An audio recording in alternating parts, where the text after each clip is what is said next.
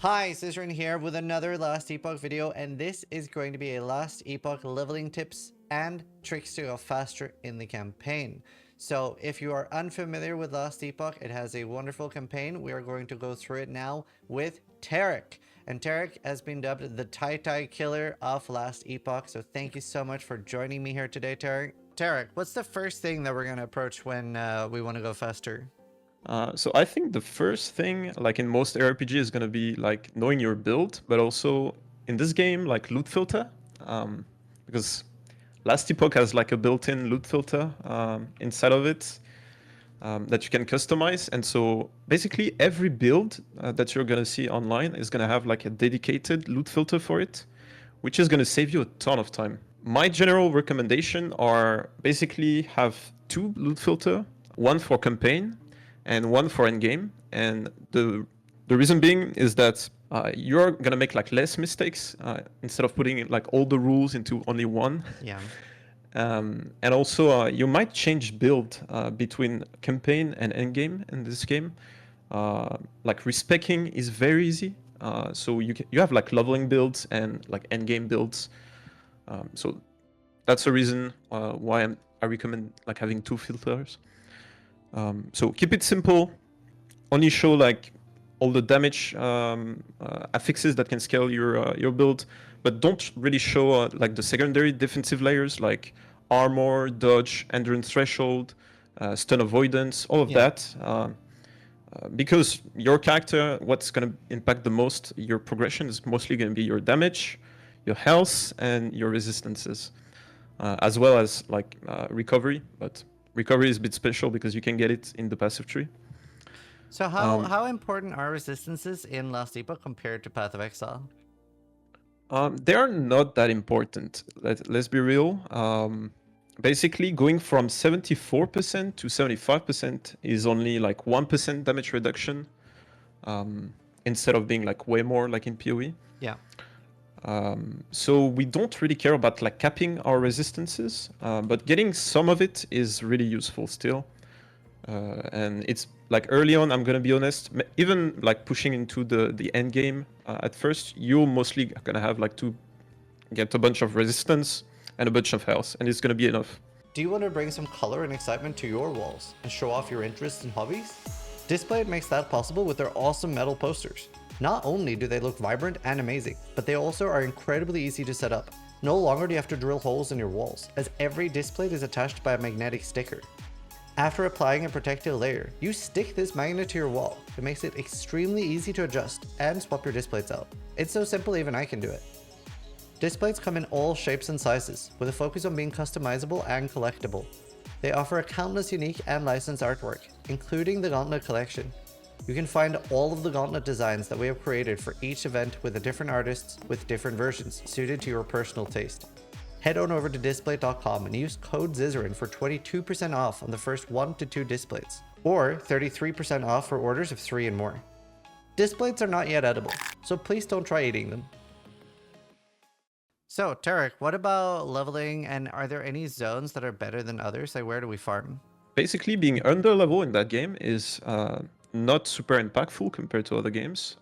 You don't really want to be over level though, because there's going to be like harsh penalties for it. But I can give you like a few areas in the game where it's very good to farm XP. Okay.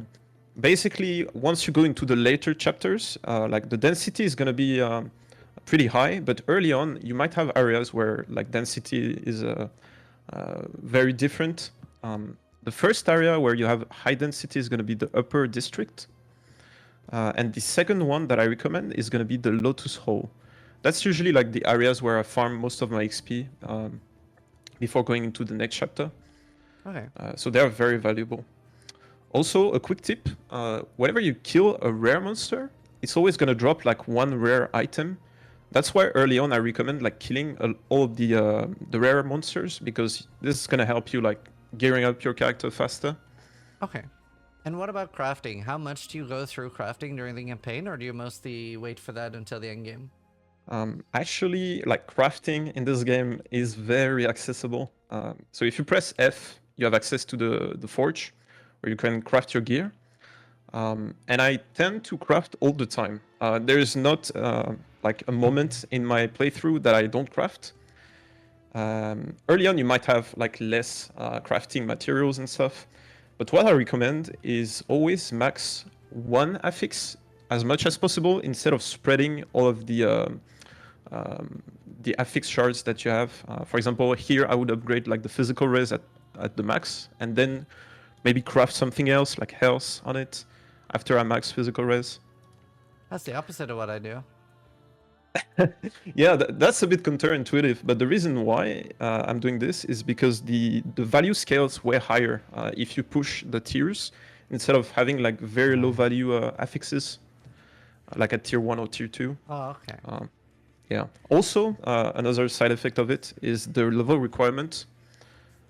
It's much better to have, like, for example, a magic item with like 2 tier 5 than having like a rare item with like 4 tier 3. It's gonna have like a higher level requirement. Cool. Awesome. Thank you. Any other leveling tips with crafting and items like that? Yeah. Actually, you might want to keep items in your inventory and consider them like crafting materials. Okay. Because in this game, you can also shatter items with Rune of Shattering. And it's gonna like extract some of the modifiers of the item and gives you like shards that you can craft on other items. So the most common one is gonna be Runes of Shattering. You're gonna drop them. You can also buy them at the shop for 2,000 gold. Okay. So every time the shop refresh, you have like new Rune of Shattering. How often and when does the shop refresh? I believe it's every 15 minutes. And okay. also, but in the campaign, I think I don't know exactly how it works, but every time, for example, you progress through the main quest and the town changes, you have like a new shop basically. So in chapter 1, you actually like in my speedruns, I actually get like a new shop after 5 minutes, I think. So I kind of bypass that time. Also, another quick tip for crafting: if you want to like extract one specific affix that has a lot of value to your build, you might want to use Runes of Shattering, not Runes of Shattering, Runes of Removal, sorry. Those runes, you need to have forging potential, but they are gonna extract all of the tier of the affix. So contrary to Runes of Shattering, where it's like giving you a random number of shards, this one is, for example, on this item is gonna give me 3 shards because it's tier 3. If this was like tier 5, it will give me 5 shards and everything. What about the Gambler? Do you use that during the campaign at all? It costs a lot of gold to use. So mostly at the beginning, I would use the shop instead of the Gambler. But starting chapter 4, chapter 5, you're gonna have like a decent bit amount of gold, and you will mostly use it on weapons, I'm gonna be honest. Because they are like the main source of damage for your build, you would rather spend it on damage than recovery or like defense. Unless there is like, I don't know, for your build, you need like melee leech, for example, that you can find on gear. But you can also find melee leech on weapons, so you would mostly like gamble weapon regardless. Is it possible to gamble for uniques or set items at the moment? No, this is the Soul Gambler, and it's a part of like a dungeon. Yeah. Also, it stops at, I believe, level 44. It doesn't like show you bases like above level 44. And it also like show you bases depending on your level. So if I'm level 20, it's only gonna show me bases up to level 20. What are one-shot caches? One-shot caches, a mechanic introduced in 9.2 last patch. There are basically chests that have personal items, and personal items are items with like very specific stats that you're always gonna get from that specific chest. So for example, there's gonna be one cache that I always open in chapter 1. This is gonna be the cache before the summit, so it's gonna be in the Osprix War Camp. Okay. And it's a weapon giving you like flat melee damage, flat spell damage also, and ignite on hit. And ignite on hit is very valuable early on. Any form of like dot on hit on your weapon, you can also get ignite on hit on the amulet. The base damage is so high that it's probably going to be the best damage increase that you can get on your build if you can hit, because not all builds can hit, obviously. Yeah. So, is there any other generic tips during the campaign that you want to cover? Yeah, one example would be getting more damage early on, focusing more on damage than defense. I think a lot of people can fall into that pitfall of, oh, I want to build some defense early on, but the density is so high right now in chapter 1 and 2 that it's maybe even better to just focus on damage basically and kill the monsters before they hit you, because you can't really tank all of those hits. They hit like a truck.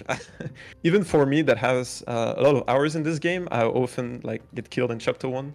Right. So I would say like, yeah, focus on offense up until chapter 3, chapter 4. And is there like a specific act that you want to have a specific resistance for? Yeah, depending on the chapter, they're gonna focus more on certain resistance as they introduce different monsters. So chapter 1, you don't really need to focus on any resistance, but it's mostly gonna be like chapter 2 and chapter 3, where you want to really focus on void res and physical res.